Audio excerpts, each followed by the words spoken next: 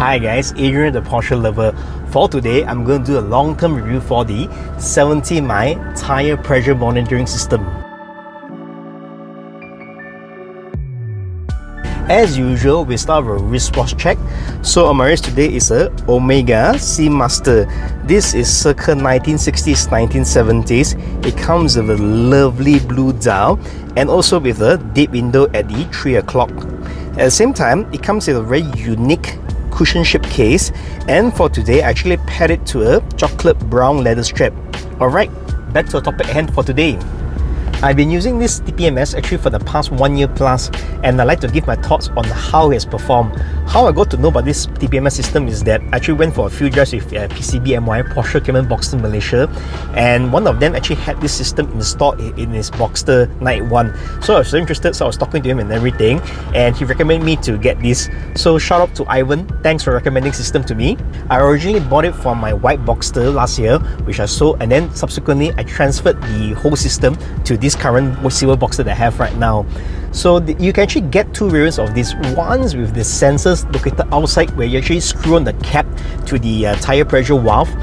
That is actually much easier to install. However, I don't think it looks that nice. It looks like a very big perky nipples jutting out from the tire valve itself. So I'm not a fan of the look, even though it's very functional. So I actually went for the other variant, which is the TPMS sensors actually embedded in the tire itself, that you need to remove the tires itself, install the sensors in, and then put it back everything. Yes, I know it sounds very extra work, and at the same time you need to spend a bit more cost, but the end results I guarantee you will be very good because it looks almost OEM like.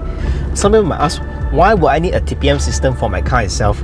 So for me, because like I said earlier, I drive a lot in the cars. I remember one drive where I actually drove to up north, where I actually was losing air very gradually. So I actually saw in the system, because the system didn't prompt me, because usually the system only prompt if the drop in pressure is very significant.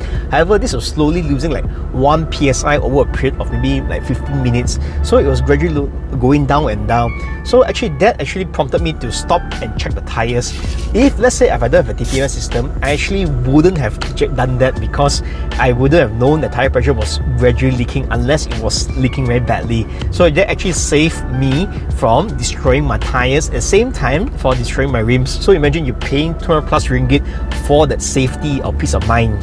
What I like about this system is that first off, you can see the display itself. Even though you're in bright sunlight now, you can see it's very visible. It's not only visible in the daytime, but also it's also visible at the night time. It doesn't blind you. So I love this about the system. This actually charges the display itself that you see right here. So this is actually very good, because why? I don't need to fuss about it. I just put it there and leave it there. Most of the time I would say that it charges very well without me doing anything to it, unless of course if I haven't used the car for a couple of days or used it for a short distance, then I may have trouble charging it. However, they actually do include an extra charging port here, which I removed here. You can see there's a cover here. This is actually a micro USB charging port where you can actually just plug in your cigarette lighter and charge it itself. So actually they came out with this idea, which I thought is very ingenious, because they give you 2-in-1. But I would say 90% of the time, this actually I just leave it on the dashboard itself and let it run by itself without any issues. Another good thing that I like about this TPMS would be the display itself, which I said earlier was very legible. But besides giving the tire pressure, it also gives the temperature for the display as well. Why? I mean, some people say not really important because temperature. Anyway, for me it's very important, because if you go for a lot of drives or if you drive the car hard, you actually want to see how much is the tire pressure going up, because if the tire pressure goes too high, you actually want to release it a bit so that it handles better on the roads. Another cool feature about this TPMS is that it actually has a battery saving mode. So once you park the car, it doesn't drive for quite some time, about maybe 5 minutes. You actually turns off the display to conserve battery. And in the app itself, you can actually set this when you open the door. That means any movements or vibration, it actually turns off automatically. I mean, how cool is that? Basically, it's like a very OEM like already. So I love that feature about this thing. Another thing about the app is that you actually can, let's say if you, for example, okay, my Porsche doesn't have the same size tires, it's staggered tires, meaning that the front tires are smaller, the back tires are a bit bigger.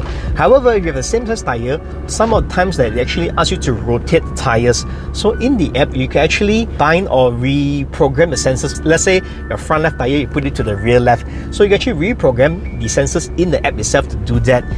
What I also like is that you actually can set the tire pressure for the system itself. So via the app, you can actually set the tire pressure for the front and the rear itself. And what you can do is that they will prompt you with a system warning if the tire pressure goes between a certain level. If you like my content, please give me a like button and subscribe to the channel. Thank you.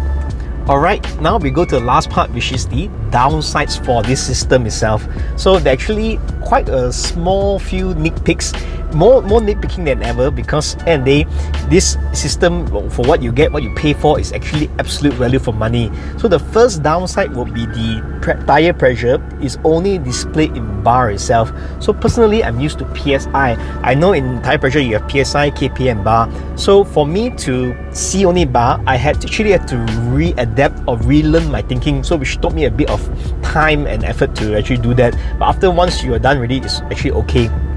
Another nitpick, another downside will be, I would say it's more of a quirky feature.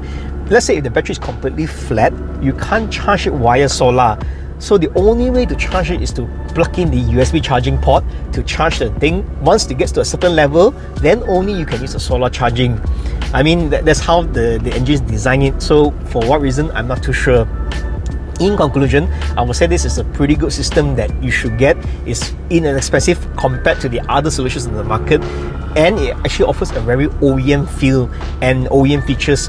I would say that it's actually better than OEM because you can customize a lot of things, like I mentioned earlier, the tire pressure, the system brightness and everything, which you can't do on the OEM tire pressure monitors.